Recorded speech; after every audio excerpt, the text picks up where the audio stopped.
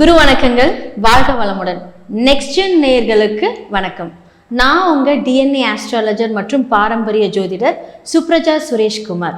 இன்னைக்கு நம்மளுடைய கிரகங்கள் காமிக்கக்கூடிய ஒரு விஷயங்களா இருக்கட்டும், நாம செய்யக்கூடிய செயல்களா இருக்கட்டும், எது தீர்மானிக்குது அப்படிங்கிற ஒரு கொஸ்டின் எல்லாத்துக்குமே இருக்கும். நம்ம வாழ்க்கையில் நடக்கக்கூடிய சில நல்ல விஷயங்களும் சரி, துயரமான விஷயங்களும் சரி, திடீர் அதிர்ஷ்டங்களும் சரி, நம்ம பிளான் பண்ணக்கூடிய விஷயங்களும் சரி, எது தீர்மானிக்குது?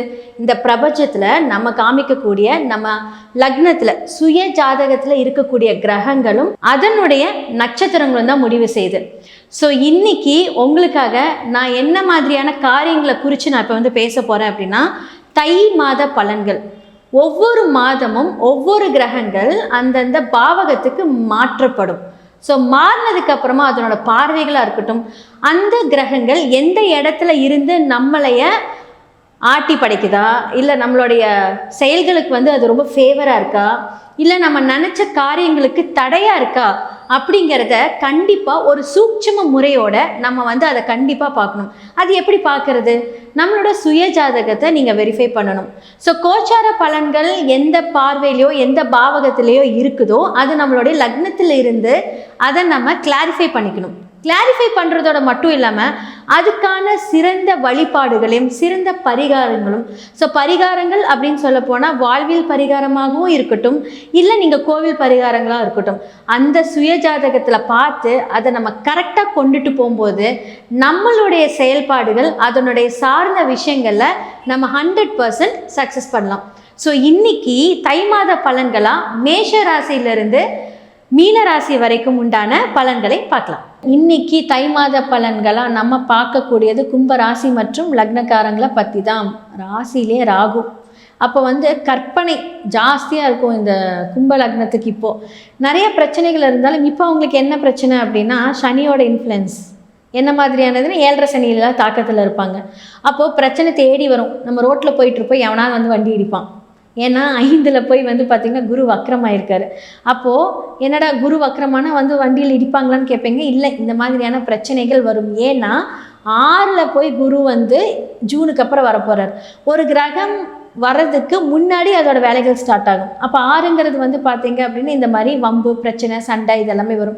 பட் கவலைப்பட வேண்டாம். நீங்கள் முடிஞ்சளவு கொஞ்சம் பொறுமையாக இருந்தீங்க அப்படின்னா அது ஒரு போலீஸ் ஸ்டேஷன் லெவலுக்கு போகாமையோ இல்லை ஒரு கேஸ் லெவலுக்கு போகாமையோ கொஞ்சம் தடுத்துக்கலாம். ஸோ கும்ப லக்னத்துக்கு நல்லா இருக்குது டைம்.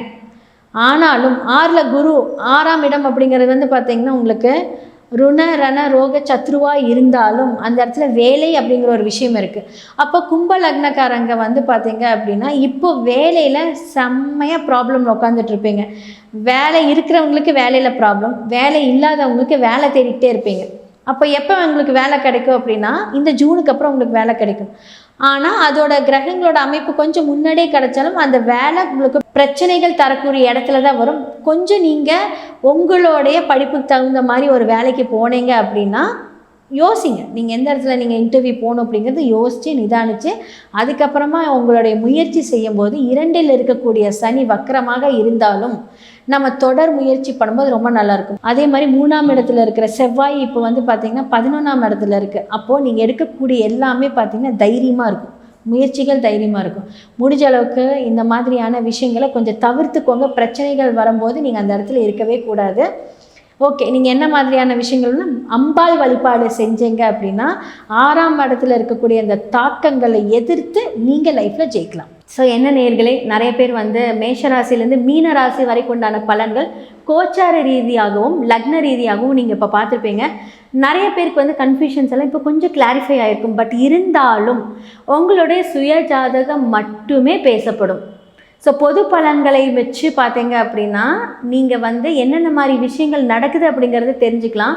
ஆனால் உங்களோட சுய ஜாதகங்களில் நடக்கக்கூடிய விஷயங்களை நீங்கள் கிளாரிஃபை பண்ணும்போது உங்களுக்கு உங்களுடைய சூட்சும ரகசியங்கள், யார் யார் எந்தெந்த நட்சத்திர வழிபாடுகள் பண்ணணும், யார் எந்த கிரகங்களை நீங்கள் ஆக்டிவேட் பண்ணணும் டீஆக்டிவேட் பண்ணணும், இந்த தசாபுக்திகளுக்கு யாரெல்லாம் நீங்கள் இந்த தசாபுத்திகளுக்கு யாரெல்லாம் நீங்கள் வழிபாடு செய்யணும் அப்படிங்கிற எல்லாமே நான் சொல்லியிருப்பேன். உங்களுடைய சுயஜாதகத்தை பாருங்கள்.